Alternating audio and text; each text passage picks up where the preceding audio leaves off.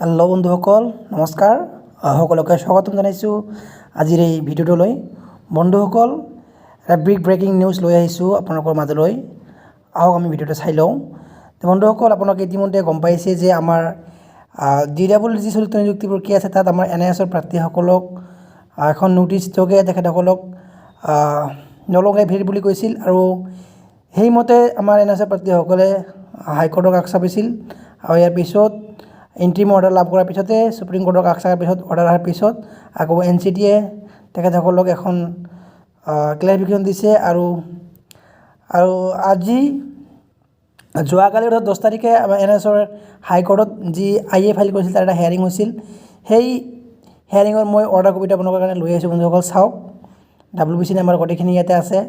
মই আপোনাক ইমানখিনি নেদেখাওঁ, খালি বহুত দীঘল এটা অৰ্ডাৰ হয়, অৰ্ডাৰখন বহুত পেজৰ হয়, প্ৰায় 320 পেজৰ হয়। মই আপোনাক মেইন কথাখিনি আপোনাক মই দেখুৱাই আছোঁ, চললৈ আহিব লাগিব। চাওক ইয়াত কি লিখা আছে, before honourable mister justice Arundev Choudhury order 10/2/2025 heard mister Hrishikesh Buragohain H. Buragahai, Learned Counsel for the Petitioners, also heard Mr.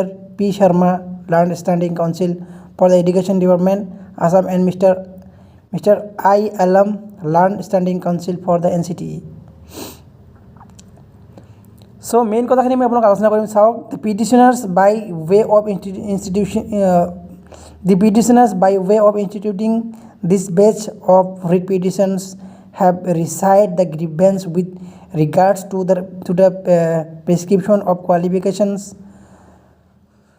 in the advertised dated 26/12/2023 issued by the Director of Elementary Education, Assam. They are aggrieved by the decisions of the states is not recognized qualifications of 18-month diploma in elementary education from the National Institute of Open Schooling for filling up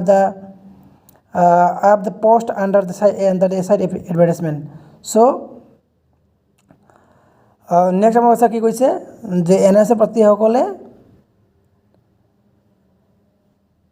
কি কৈছে next চাওঁ, আপোনাৰ অৰ্ডাৰখিনি চাওঁ। The fundamental ground of the petitioners is that in terms of the determination made by the Honorable Apex Court in order dated 10/12/2024 passed in diary number arising out of civil appeal number the petitioners qualifications of DLED is being recognized.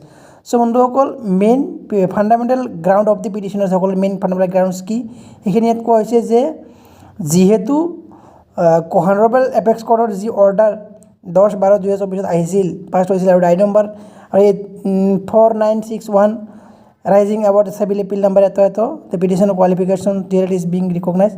আৰু ইয়াৰ মতে যিহেতু পিটিশ্যনৰ কোৱালিফিকেশ্যনসমূহ recognise বুলি কৈছে ইয়াতে, it is further content by the Learned Counsel for the petitioners that in terms of the aforesaid determination made by the Honorable Apex Court, the contempt statutory authority, i.e. National Council for Teacher Education, has also recognized such qualification which is equate between 22/09/2017 to 31/3/2019, and accordingly a notification has been issued. It is further case of the petitioners that they have acquired their qualification during the aforesaid period, and therefore the gain literature should be considered by the selection committee. Mr. P. Sharma, Learned Standing Counsel for the Education Department, Assam, submits that he may be allowed sometimes to respond such a contentions. Prayer stands allowed list this matter on ডেটটো ভুলকৈ দিয়া আছে, পিছত ডেটটো সংশোধনী হৈছে, main শুধৰণি কৰা ডেটটো হৈছে 18/02/2025। চ' বন্ধুসকল কি বুজিলে আপোনালোকে কওকচোন বাৰু, আজিৰ এই অৰ্ডাৰ কপিখন কি কৈছিল। মেইন কথাটো মই আপোনালোকক কৈ আছোঁ। ইয়াত কোৱা হৈছিল যে মাননীয় যে উচ্চতম ন্যায়ালয়ে 10/12/2024 যি মানে অৰ্ডাৰ দিছিলে, আৰু এই অৰ্ডাৰ কপিখনত কি হৈছিল, NISৰ যি প্ৰাৰ্থীসকলে 18 ডিপ্ল'মা কৰিছিল তাক স্বীকৃতি দিয়া হৈছিল। আৰু আৰু কি কোৱা হৈছিল যে মাননীয় উচ্চতম ন্যায়ালয়ে দিয়া পূৰ্বতে যি মানে হেৰি কৰিছিল উল্লেখ নিৰ্দেশ মানে হেৰি অৰ্ডাৰ দিছিল তাত কি কৈছিল আৰু তাতো কোৱা হৈছিল যে যিসকলে 2017 to 19 ভিতৰত এই মানে কৰ্চটো মানে অৰ্হতা লাভ কৰিব বা হেৰি কৰিব ডিপ্ল'মাটো ল'ব তেখেতসকলক কি কৰা হ'ব মানে হেৰি কৰা হ'ব বুলি কৈছিল ভেলিড কৰা হ'ব বুলি কৈছিল আৰু আবেদনকাৰীসকলৰ মেইন মানে পৰৱৰ্তী ষ্টেপ মানে কি গছৰ দিছিল তেখেতক কৈছিল যে যিহেতু বা অৰ্ডাৰত কোৱা হৈছে মানে যিহেতু আমাৰ সুপ্ৰিম কোৰ্টৰ পৰা আমাক হেৰি কৰিছে স্বীকৃতি দিছে তাৰপিছত NCTও আমাক স্বীকৃতি দিছে গতিকে আমাৰ যি মানে কেণ্ডিডেটছাৰ আছে আমাৰ যি চৰকাৰৰ উকিলক কোৱা হৈছে আমাৰ যি কেণ্ডিডেটছাৰ আছে আমাৰ পিটিশ্যনাৰসকলক সেইসকলক প্ৰাৰ্থিত্ব মানে বাছনিত বিবেচনা কৰাৰ কথা কোৱা হৈছে তো এইখিনি হ'ল আজিৰ মানে অৰ্ডাৰ তো আৰু বা শিক্ষা বিভাগৰ এডুকেশ্যন ডিপাৰ্টমেণ্ট আছামৰ যি এডভকেট বা উকিল আছে তেখেতসকলক